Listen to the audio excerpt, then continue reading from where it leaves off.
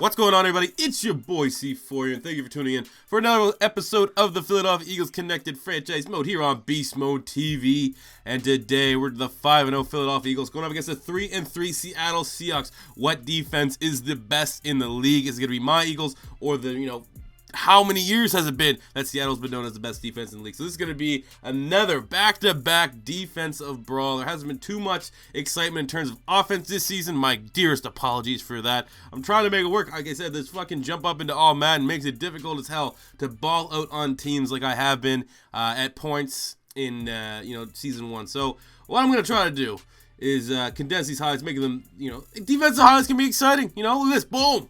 Fletcher Cox, I don't care how elusive you think you are, Russell Wilson. No one is stopping Fletcher Cox's 10th sack of the season. I believe we're sitting at 10.5 for the year, and this is only game 6. So, we got 20 with Fletcher Cox. I know he is licking at the lips to get that all-time sack record from the defensive tackle spot, no less. So, you can't give him Reggie White's number, but 91 is becoming a legend within itself. So, here we go. On offense here, still 0-0, hitting DGB on one of the more gimmicky routes this entire game. But, DGB has been our big-time receiver. As you noticed in the last video, we have made Nelson Agholor our other outside wide receiver. As you can see, 17 on the outside. And we have Jordan Matthews moving to the slot, so hopefully we can get him involved a lot more in the offense, because that has been, from my personal standpoint, one of the only disappointing things from this season. McCaffrey's looked good. Our defense has been outstanding. Wentz has been, decent, more of a game manager than balling out like I would like him to. But, he's still producing at a decent high level. But Jordan Matthews, there we go, making the big-time connection. Here, he hears us talking about him for the 12-yard gain. Jordan Matthews, almost 1,400 yards last year, 100 receptions. He's on pace to get nowhere near that this season. So I want to try to get him more involved. But, not a great week or great matchup here against the Seattle Seahawks. And they got a bunch of playmakers on that defense. So we're going to try our best to play conservative with the football here a little bit. More so dink and dumb. I don't think we're going to get too many explosive plays unless it's behind the line of scrimmage and we make them miss. Because pretty much anything I find the only way we're going to be able to get anything on Seattle is if we keep it in front of them. Letting it go, attacking their defensive backs. It's not going to work into our favor. Went scrambling out of the pocket, and Zach Ertz with the drop pass. That was somewhat contested, but I would fully expect him to come down with that. We're going to try 3rd and 8 here on the 20. You're going to see, I'm going to tell you right now, if you guys tuned into this video to see great defense and an absolute clinic on how to kick a field goal in this game, you are going to be, fully torqued downstairs, because this is some elite, exciting field position battle, defensive war, and field goal clinic from what might be the best kicker in the league. I don't know how to properly refer to it. The best kicker going in Cody Parkey. And then Wentz goes to the scramble and gets fucked up on the 1-yard line. I think that might have been Cam Chancellor and Bobby Wagner making the hit. So those guys there, a lot of power. And, the fumbles are starting to creep their way back into Carson Wentz's issues, if you will. Last season, 16 fumbles. An incredible, astonishing 16 fumbles as he gets lit up. I don't know who. That looked like Cam Chancellor that lit him up. And, Cam Chancellor, bam, bam, champ. One of the biggest hitters in the NFL. I guess field position-wise, that was all right. So he forced them to punt the ball, and here you go. We got the ball back. Lots of ding-and-dong. Couldn't convert it, but Parkey, 50 yards, 60 yards, doesn't matter. This guy here is an absolute beast.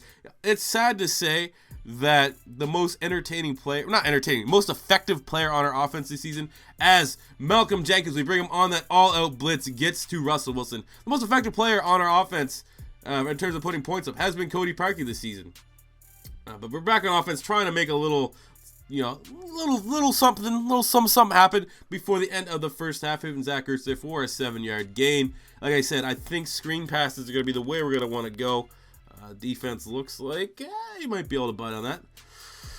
And when you got a weapon like Christian McCaffrey, find him the ball in open space and watch him work, and he's gone. Oh, he's gone. Great block there by Nelson Agholor. Phenomenal block for him. If he didn't make that block, we wouldn't have been able to spring that big-time touchdown. You don't get big gouging plays like that against the Seattle Seahawks defense very often. So you take it when you can get it as the Eagles go up 10-0. Look at this. God, I love Christian McCaffrey. All decked out in full pink. Looks like the goddamn Pink Panther out there. And he's gone. You're not going to catch him. He is a fast white man. Like Brock Lesnar's a jacked up white boy. This guy here is just a fucking sprinter as a white man. So we're on 3rd and 17. 3 seconds left.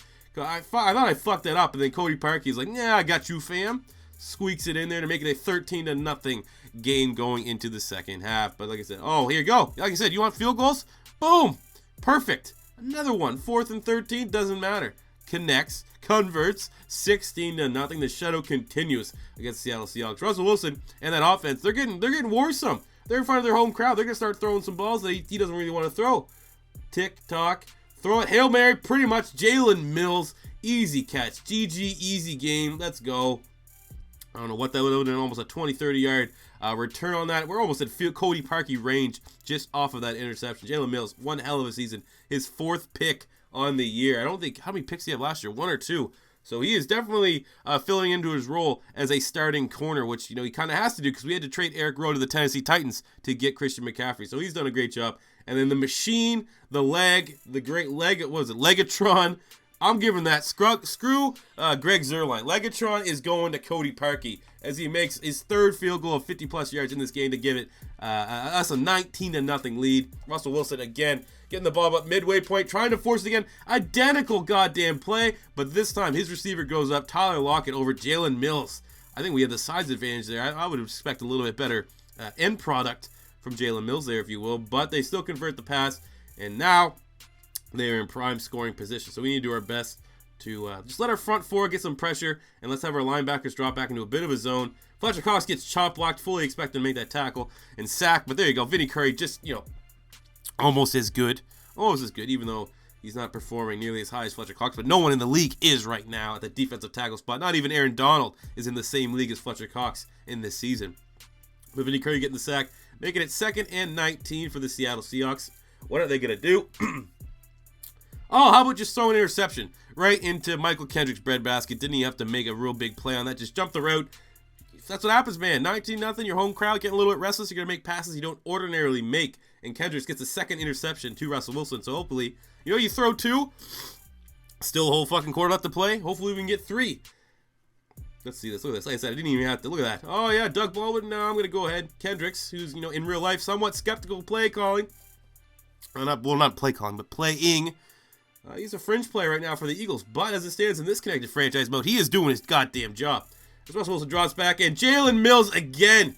He's fucking eating right now. He's eating Russell Wilson's lunch. 2nd interception of the day, 5th on the season for Jalen Mills. What a beast. Let's take a look at this. As you can tell, I'm still kind of sick here, people. Oh, I'm so sick. But look at that.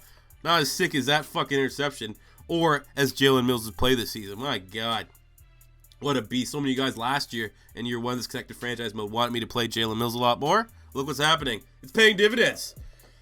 Oh my God. Look how shook he is. He can't even fucking complete a simple 10-yard pass to Jermaine Kearse. All right, we're going to continue to user Mr. Fletcher Cox here because he is our OG. He is the fam. He is the god on the defensive line. And I was like, oh, fuck, this is coverage? Look at me scrambling out with Fletcher Cox. Oh, my God. I'm almost blaming that on me. I fucked that up.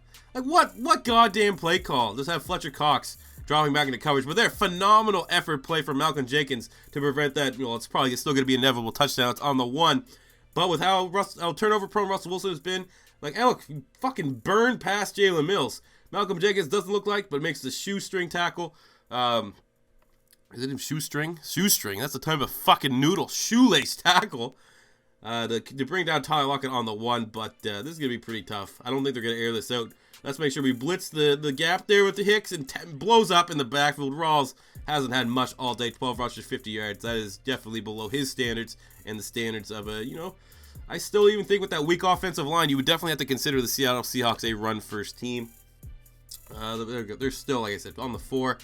Go with the stupid pitch. Oh, come on, man. Get off your block and make that tackle. Whatever. Shutout's blown, but we're still well ahead. Who cares? Oh, nice celebration. You're fucking getting shit pumped. And once again, Legatron comes waltzing back on the field. I'm surprised he can make that kick with how big his dick must be hanging right now for how big of a goddamn playmaker. He's playing like he is the offense of the Philadelphia Eagles. That's his, 5th or 6th goddamn field goal he made today? As Fletcher Cox, I don't know how I didn't get that sack, but luckily, Kendricks gets his 2nd interception of the game. 2 interceptions for Michael Kendricks, 2 interceptions for Jalen Mills. I don't know.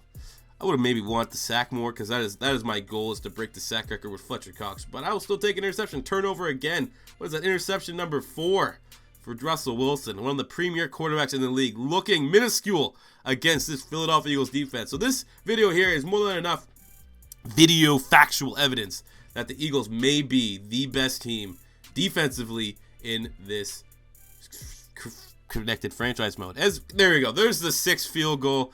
Holy crap. I'm actually pretty sure now he's just kicking it in with his dick. He's not even using his leg. That is how fucking monstrous Cody Parkey has been. As the Philadelphia Eagles move to 6-0 with a 25-7 victory over the Seattle Seahawks in Seattle. An incredibly difficult environment to go into. Fully credit on our defense. Wentz has actually almost 300 yards passing on, even though I like our defense, I'd still say Seattle has the top passing defense in the league. I'll let you guys take a look at these stats as I wrap the video up. So thank you for tuning in for another episode of the Philadelphia Eagles Connected Franchise Mode. This hopefully will be the last or one of the last videos that I have recorded while I'm sick. So hopefully I'm back to my normal old self, where I can actually talk for more than 5 minutes without losing my voice.